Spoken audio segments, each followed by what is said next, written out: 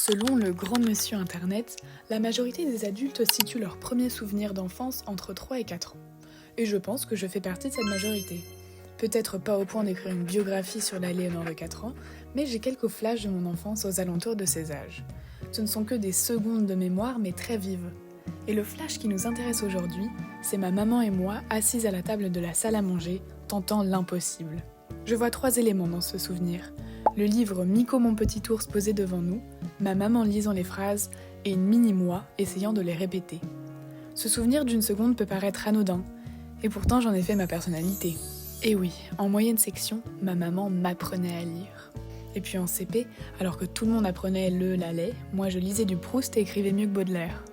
Bon, peut-être pas. Mais c'est vrai que quand j'étais petite, je dévorais des livres. En commençant par La Cabane Magique, j'en suis arrivée au Geronimo Stilton, au Théâtre Sisters, aux Colombes du Roi Soleil, au Petit Vétérinaire.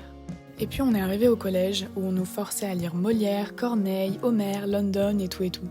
Des bons livres, hein, j'en doute pas. Mais bon, les méthodes en ont dégoûté plus d'un, dont moi. Et puis ça continue au lycée, mais avec la menace du bac. Bref, mon amour pour la lecture entre la 5e et la première, il a été bien mis en danger. Et puis 2021, un miracle. BookTok. Et oui, il y a du positif sur les réseaux sociaux.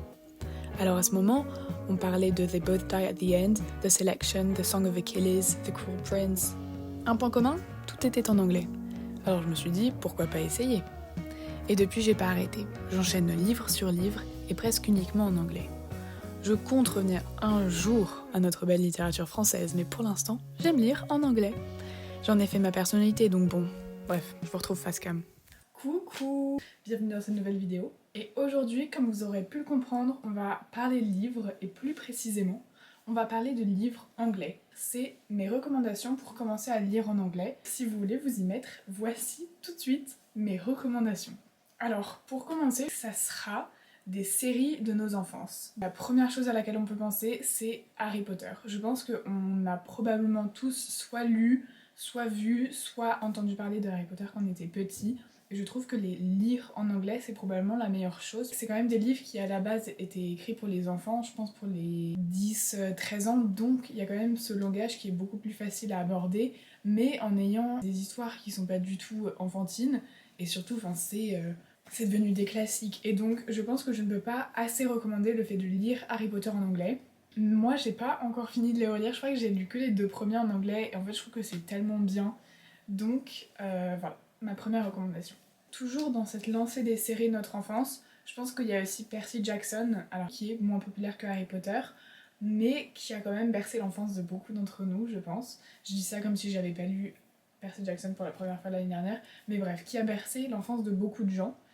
Et c'est exactement pareil que Harry Potter, sauf que du coup, c'est des livres qui sont un peu plus courts, donc plus faciles à aborder. C'est des livres qui à la base étaient écrits pour les young adults, donc 10-13 ans. Mais je sais pas, l'histoire est toujours hyper agréable et encore une fois, c'est un vocabulaire qui est hyper accessible. Mais en même temps, je sais pas, ça va être des formulations que tu vas retrouver hyper facilement dans d'autres livres et tu t'ennuies pas, tu te dis pas, oh purée, je suis en train de lire un livre pour enfants. Donc, Percy Jackson, en plus, les histoires sont vraiment bien. Si, comme moi, vous les avez pas lues avant, franchement, moi j'étais trop contente de les lire pour la première fois. Je trouve que c'est vraiment des histoires qui sont hyper cool. Les livres ne font que s'améliorer et je sais qu'après, il y a une deuxième série qui suit Percy Jackson que je veux commencer très bientôt. Et pour terminer sur cette mini catégorie, je dirais qu'il y a aussi les Hunger Games. Pareil, je pense que c'est quand même des films ou des livres qu'on a tous vus, lus, on connaît les histoires. Et alors moi je les ai lus en anglais. Je sais pas si je les ai tous lus, mais j'en ai lu au moins 2 en anglais. Et c'est vrai que t'as des détails que t'as pas dans les films, donc si vous les avez jamais lus, c'est aussi genre une bonne addition au visionnage de films. Donc moi je recommande à 100%, je trouve que c'est des super bons livres. Et pareil, ils sont relativement courts. Les éditions sont hyper belles, enfin moi je les trouve hyper beaux dans la bibliothèque, je suis trop contente de les avoir. Donc Hunger Games, je recommande complètement de les lire. Ok, et maintenant j'ai quelques séries donc, qui sont un peu plus random, mais que moi j'ai lu soit quand j'ai commencé à lire en anglais, soit que j'ai lu plus tard, mais je trouve qu'il était relativement facile à lire. Je sais que c'est une série qui est un peu plus enfantine. Je l'ai lu je pense quand j'avais 13-14 ans à ce moment-là, mais j'ai adoré. Je sais pas si aujourd'hui si je le relisais j'aimerais autant, mais j'ai des bons souvenirs de l'histoire. Vous en avez peut-être entendu parler parce qu'ils sont aussi sortis en français et c'est The Selection. Ça ressemble beaucoup aux Hunger Games dans le sens où c'est dystopique, Et c'est une ville qui est découpée en plusieurs districts et il se trouve que le prince de ce royaume est dans le besoin d'avoir une femme. Et donc il y a une trentaine de filles qui sont choisies parmi le royaume dans un peu tous les districts pour être envoyées au royaume et en gros pour être la personne qui finira par se marier avec le prince. Et je sais que le résumé fait très enfant et tout, mais alors moi j'ai adoré, il y a je pense 3 livres et ensuite, après, il y a des spin-offs. Pareil, c'est du young adult, donc c'est facile à lire, c'est sympa, c'est rapide. Je sais que c'est en train de se faire adapter en série ou en film par Netflix et j'attends sa sortie, mais avec impatience. J'adore. Ensuite, une sortie un peu plus récente, c'est Powerless de Lauren Roberts. Et il y a déjà le 2e livre qui est sorti, le 3e livre sort cette année, ça sera la fin de la trilogie. C'est un royaume dans lequel les élites ont des pouvoirs magiques. Il y a un décret comme quoi tous les gens qui n'ont pas de pouvoir magique doivent être tués parce qu'ils représentent un danger pour la société. Et donc la personnage principale de ce livre n'a pas de pouvoir, mais un jour elle rencontre le fils du roi et elle fait semblant d'avoir des pouvoirs pour pouvoir survivre. Et finalement, elle se retrouve embarquée à participer dans des sortes de Hunger Games avec que des gens qui ont des pouvoirs et elle doit gagner. Et c'est vraiment, c'est vraiment hyper bien. Après, le 2e livre était un peu décevant, mais je pense que le 3e livre va être vraiment bien parce que la fin du 2e était excellente. Et de toute façon, le premier était tellement bien que je pense que même si vous décidez de pas lire le 2e, c'est pas grave, ça sera pas du temps perdu, franchement. C'était un de mes livres préférés de l'année dernière. Un peu plus long, mais c'est très facile à lire. Alors maintenant, j'ai une autre recommandation que j'ai lue il y a assez longtemps. C'est Anna and the French Kiss, qui fait partie d'une série de 3 romances qui sont interconnected. Donc tu retrouves des personnages des autres livres dans ces livres-là, mais en gros, t'as pas besoin de lire les 3 livres pour finir une histoire. Et donc moi, j'avais vraiment particulièrement aimé Anna and the French Kiss parce que ça se passait à Paris. Et je trouvais ça hyper agréable, parce qu'il parlait de plein d'endroits que je connaissais, où j'étais allée, etc. Donc j'avais adoré.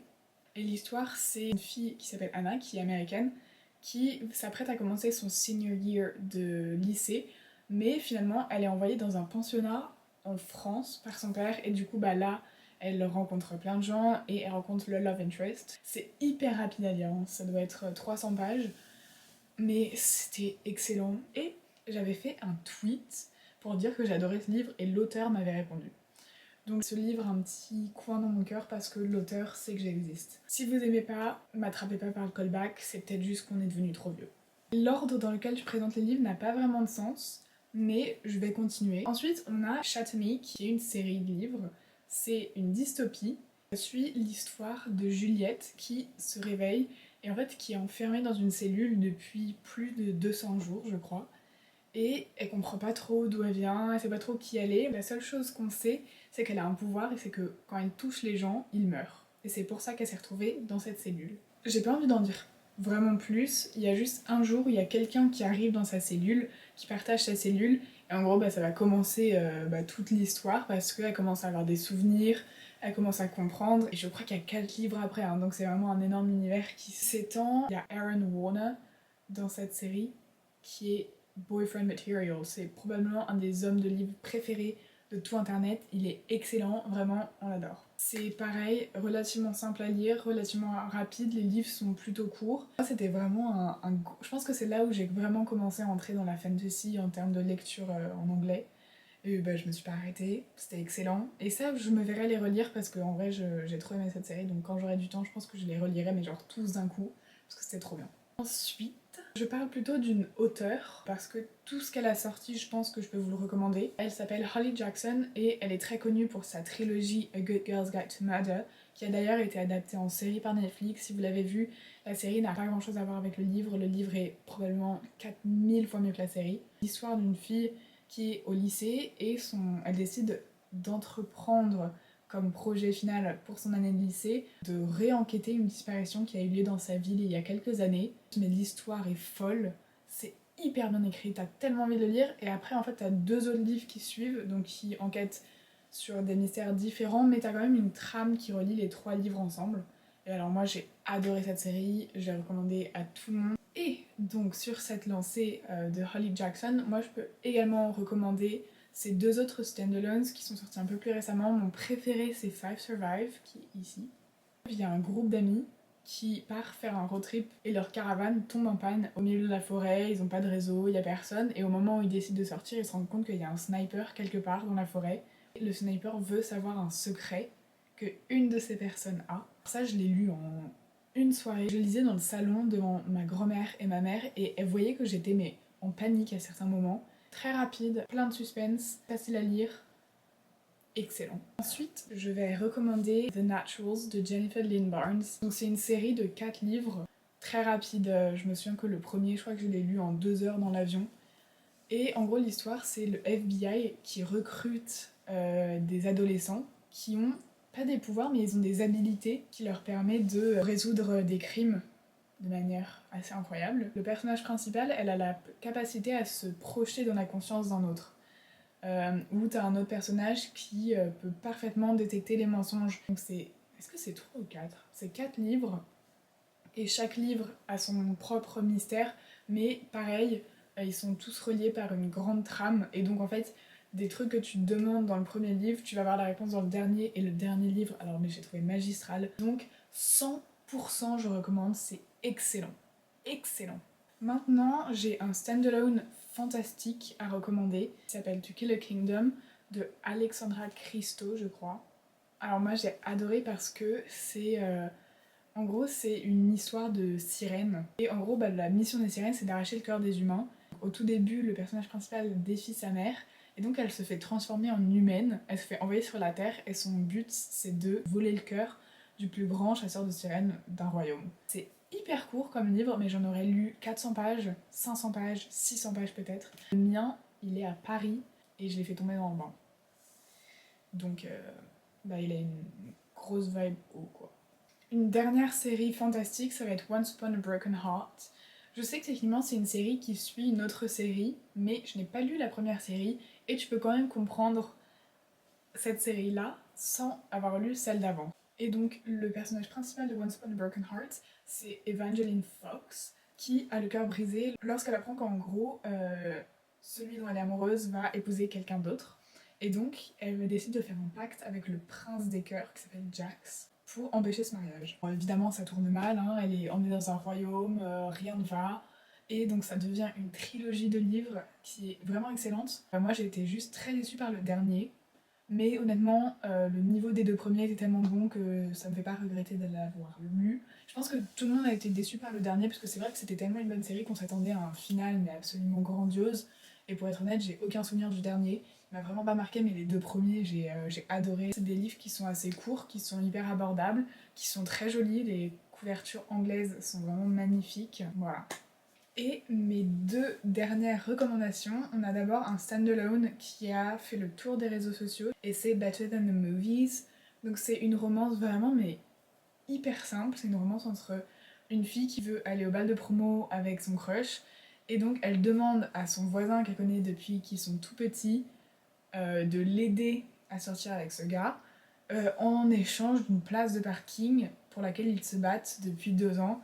Sauf que évidemment, finalement, ils commencent à tomber amoureux l'un de l'autre, et en fait c'est tout bête, mais c'était trop mignon. C'est aussi pour les gens qui aiment tous les films rom-com, ça sera vraiment ce que vous allez kiffer, parce qu'au début de chaque chapitre, t'as genre une petite ligne d'une rom-com hyper connue.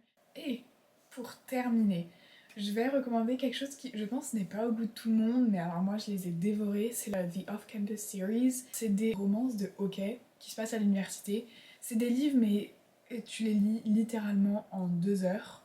C'est pas du tout intellectuel, hein, c'est même un peu olé olé. La romance universitaire classique des années 2010, mais c'est très sympa, franchement, c'est le type de livre où t'as besoin d'aucun neurone en marche pour le dire. Mais voilà. Et j'en suis arrivée à la fin de mes recommandations.